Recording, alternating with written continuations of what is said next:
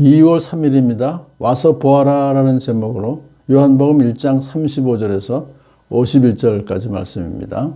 다음날 요한이 다시 자기 제자 두 사람과 같이 서 있다가 예수께서 지나가시는 것을 보고서 보아라 하나님의 어린 양이다 하고 말하였다.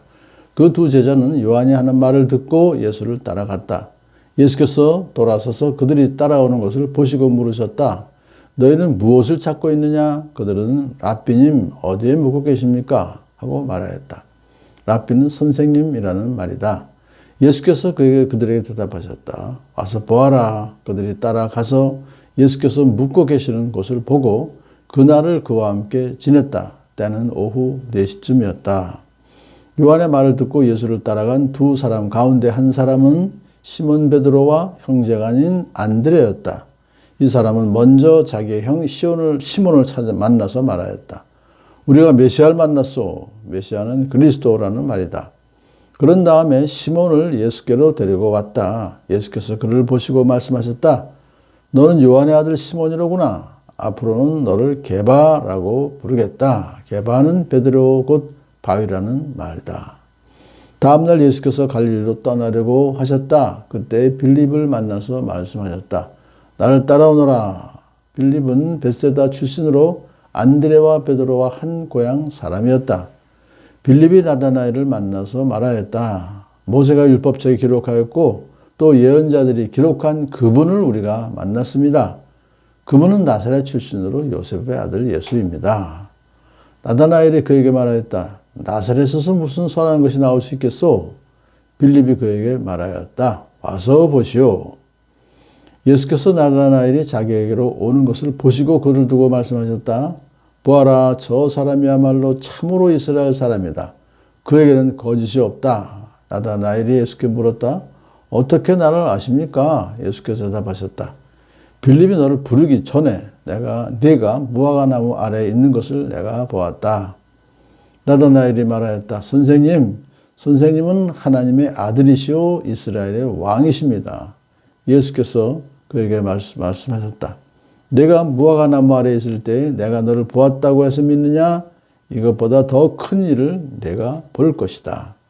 예수께서 그에게 또 말씀하셨다. 내가 진정으로 너에게 말한다.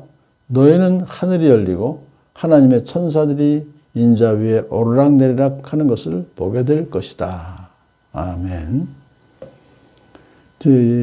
세례 요한이 자기 두 제자를 이제 예수님 메시저로 만드는 장면이죠. 예수님께서 지나가시는 걸 보시고서 보아라 하나님의 어린 양이다 라고 하는 그 말을 듣고서 이제 두 제자가 예수를 따라가죠. 그들은 예수를 아직은 선생님, 랍비님으로 생각하는 거예요. 그러니까 세례 요한도 랍비라고 생각해요. 선생님이라고 생각했죠. 그래서 마찬가지로 우리 선생님이 우리를 저 예수님 제자로 따라가라고 그러시는구나. 그런 생각을 하면서 이제 따라가는 걸 예수님이 너희 무엇을 찾고 있느냐. 그러니까 랍비님 어디에 묵고 계십니까? 어디에 묵고 계십니까? 하는 것은 뭐 집이 어디냐가 그 중요한 게 아니라 저희들 따라가고 싶습니다. 제자가 되고 싶습니다. 그런 뜻으로 물어보는 거죠. 그래서 와서 봐라. 나를 따라와라.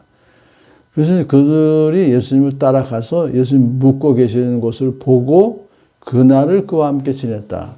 그러니까 몇 시간인지는 모르지만 하여튼 그날을 그와 함께 지냈다라는 것은 예수님께서 그들에게 내가 메시아다라고 하는 예수님의 정체성을 아마 가르쳐 주셨을 거예요.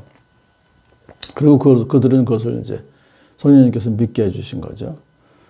자, 그래서 그들이 이제 예수님이 바로 메시아라고 하는 것을 두 제자가 알았는데 그 안드레하고 사도 요한이죠. 사도 요한이 자기 이름을 밝히지 않았기 때문에 이제 그렇게 봅니다. 그래서 일단은 그 안드레가 자기 형한테 찾아가죠. 형을 만나서 우리가 메시아를 만났어. 이건 뭐 유대인들에겐 제일 큰 기쁜 소식이니까요.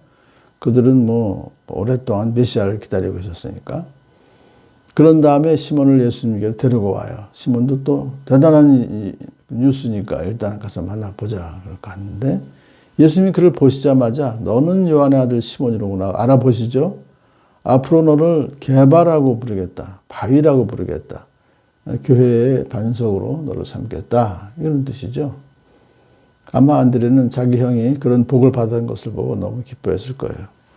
다음날 또 이제 떠나러 가시는데 빌립을 만나시죠. 빌립은 뭐냐면 베세다 출신으로서 안드레와 베드로와 한 고향 사람이니까 친하게 지냈던 것 같아요. 그러니까 안드레하고 베드로가 빌립을 이제 아마 예수님 만나게 해주셨을 것 같은데, 그때 벌써 예수님은 나를 따라오너라 하고 그를 제자 삼으셨어요.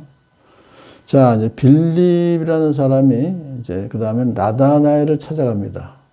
친구죠. 그러면서 나다나엘은 율법학자 같아요. 왜냐하면 율법을 너무 깊이 잘 알고 있으니까. 빌립도 그걸 아니까 어떻게 소개하냐면 모세가 율법책에 기록하였고 또 예언자들이 기록한 그분을 우리가 만났습니다.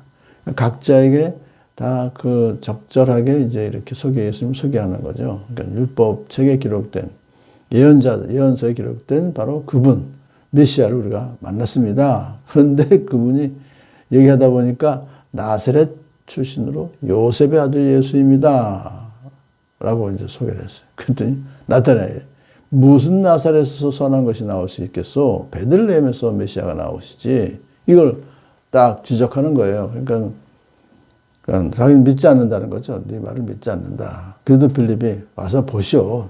내 말을 못 믿겠거든. 와서 직접 만나 보시오. 라고 이제 데리고 오니까 예수께서 나타나게 하고 오는 걸 보면, 아, 보아라, 저 사람이야말로 참으로 이스라엘 사람이다. 그에게는 거짓이 없다. 아마 이 말씀을 하신 것은 나다나엘이 나사렛에서 무슨 선한 것이 나올 수 있냐? 그 말을 아마 듣고서 그렇게 거짓이 없구나. 진정한 이스라엘 사람이다. 언약 백성이다. 이렇게 이제 얘기를 하죠. 그때 여자는 아니 어떻게 나를 아십니까? 내가 정말 진짜 참으로 이스라엘 사람이고 어떻게 아십니까? 그 뜻이죠.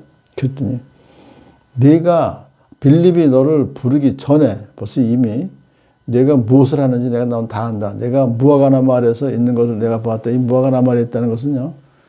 율법책을 열심히 연구했다는 그 뜻이에요. 그래서 너는 열심히 율법책을 연구하고 또 메시아가 오기를 기다리는 사람이로구나 하는 걸 내가 알았다는 거예요. 그랬더니 나다나엘이 즉시 선생님은 하나님의 아들이시오 이스라엘의 왕이십니다.